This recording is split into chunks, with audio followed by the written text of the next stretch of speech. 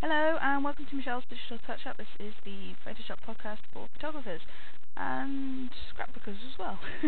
I went onto the Digital Touch-Up blog to have a bit of a nose around, see what's happening, and I know what's kind of happening, but seeing people's comments, because it makes me feel all fuzzy inside if they do. But I find that I have followers, which was new.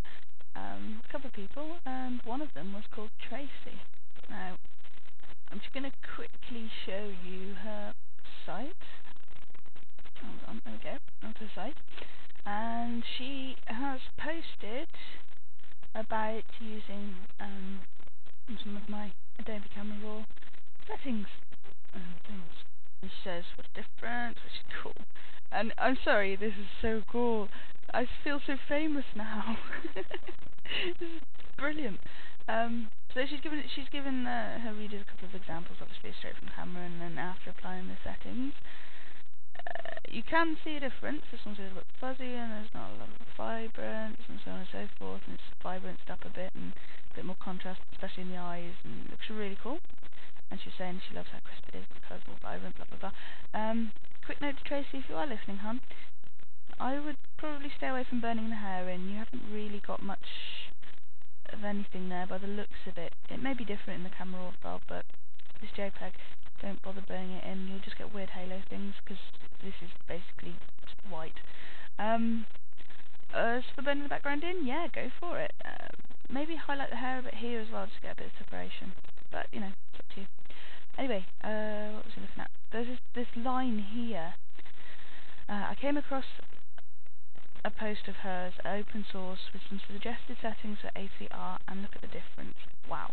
I think these may have lost a bit of their umph, as I need to learn how to make these look good for viewing on websites, but I still think you get the idea. I think you still get the idea. Anyway, so give me an idea for podcasts. And this is what this podcast is about. It's how to save your images for the web.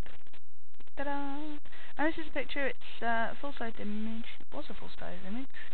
Well, it will be a full-sized image in a moment. Okay, there you go, full-sized image. Just go black. If you want to record this as an action, go to your actions palette, set up a new action, hit record, and just follow the steps as I go along. I'm going to do it as I would be recording an action. I'm just not going to bother recording the action.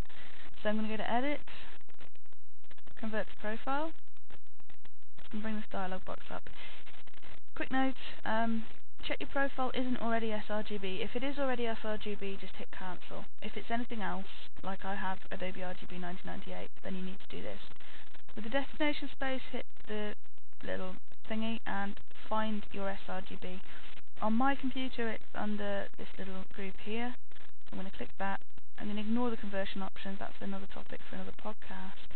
And I'm going to click OK. Just leave the conversions as they are. Or if they're not looking as they are, set them to as they are here. Okay? Clicked OK. It's just doing this. It's converted to the sRGB profile. Now you can't see any difference. That's the whole point. But yeah, it's converted for you. So next thing we need to do is resize it. So like I say, I'm doing this as I would with a action. So just follow along. So File, Automate, Fit Image, which fits the image into a box of a certain width and dimension. So here we go, 700 by 700, that's fine for the web. That's my default kind of size. If you were to go to image size and change it that way, then it wouldn't look very good if you did it on a landscape, on a portrait image, so it was a bit bigger than this one or a bit smaller. You have to do it fit image if you're using it as an action. So I'm going to click OK. It's going to go small. I'm going to hold down Control Alt and hit 0 to bring it back up to 100%. And we can see it's gone slightly soft. So Filter, Sharpen, Smart Sharpen. And it's come up with my defaults for the web because I've recorded this a couple of times and bugged it up. So, which you can see here, and just I'm going to click OK, which is sharpened as tasty. Now here comes the interesting bit. Now you can go to Save As and save it as whatever. I prefer Save for Web and Devices, so I'm going to click that. I'll just make a quick note that Save As does pretty much the same thing. and it doesn't really have much impact on the image at all.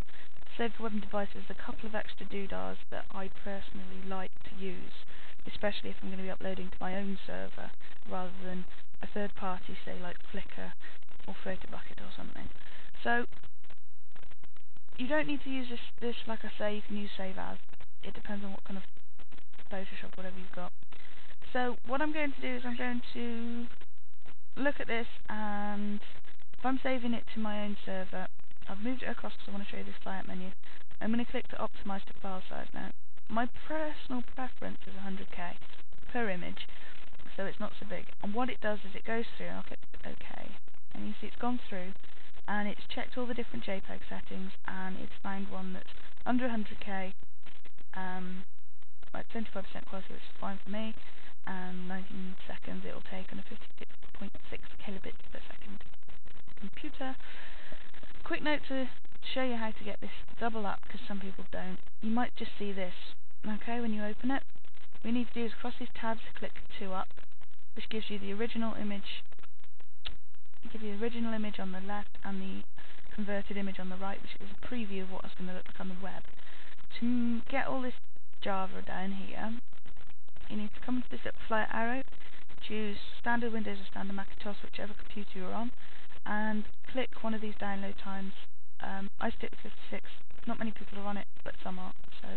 And it gives me a good idea on how long it's going to take to download for the other ones as well. I'm going to click save, and this will come up with a dialog box, and I'm going to click it banned. And click save, and I'm going to replace, because like I said, I've done this a couple of times before. And that's it, it's saved.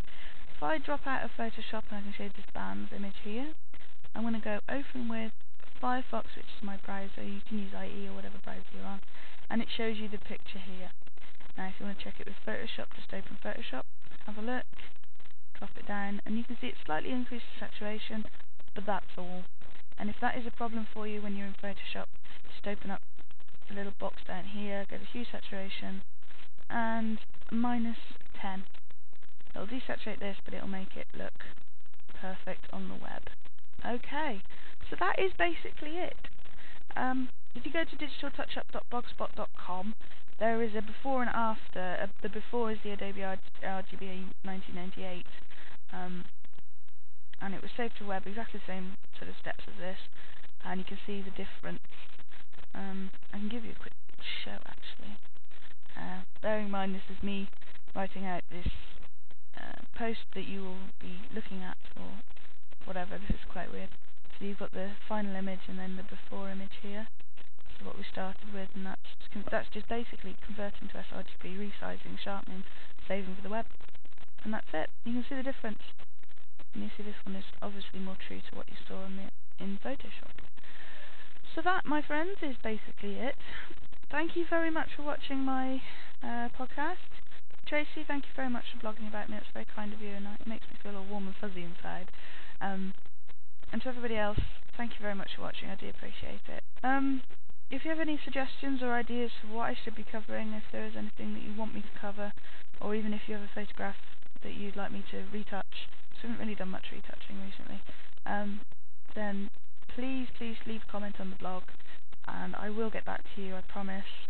And it's digitaltouchup.blogspot.com. I've been Michelle. Oh, and don't forget to go to the shop. I've got some actions there for sale now. So, yay. And they're very cheap, and because I don't believe in paying £200-300 for a set of actions that, you could probably make yourself if you took the time and everything. $12.99, which I think is a fair amount of money for my time it took, because it took me days and months and years to get all these together. I think $12.99 is fair. So, thank you very much for watching the Digital Touch-Up. I've been Michelle, you've been my listeners and watchers, and for next time, take care. Bye-bye.